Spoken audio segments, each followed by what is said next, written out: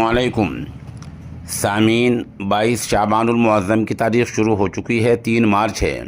ख़बर का उन्वान है कैराना लोकसभा हलक़े से एक बार फिर प्रदीप चौधरी को टिकट दे दिया गया है। ये टिकट बीजेपी ने दिया है। बता दें, प्रदीप चौधरी यहाँ पिछले 5 साल से एमपी हैं और उन पर ये इल्ज़ाम लगता है कि वो हलक़े में कम ही आ पाते हैं। बहरहाल बीजेपी ने एक बार फिर उन पर दांव खेला है। बता दें, कैराना एक मशहूर पार्लिमानी हलका है जहां तकरीबन 17.25 लाख वोटर्स हैं और यहां 5 असम्बली हलके हैं। शामली है, कैराना है, थाने भवन है, नकुड़ है, गंगो है। ये एक बड़ा इलाका है। ये गुजर अक्सरियती हलका है।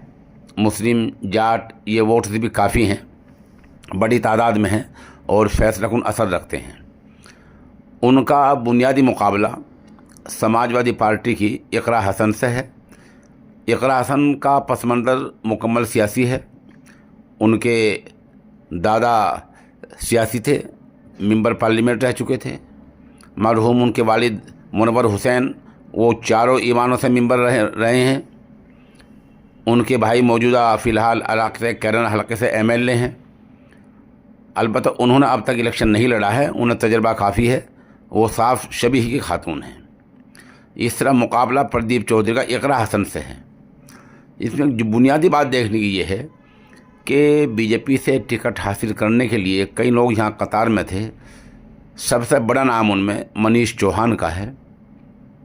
मनीष चौहान पिछले कई महीने से मेहनत कर रहे थे, इलाके में दौरे कर रहे थे, मीटिंगें कर रहे थे, पंचायतें कर रहे थे, गांव दर गांव, कस्बा दर कस्बा, शहर दर शहर घूम रहे थे। उन्हें पुख्ता यकीन था कि टिकट उनको मिल जाएगा, लेकिन बीजेपी ने उनको टिकट नहीं दिया है। इस तरह आजानी हुकुम सिंह के ख़ानदान में से किसी को टिकट नहीं दिया गया है और भी राणा जी टिकट से महरूम रह गए हैं।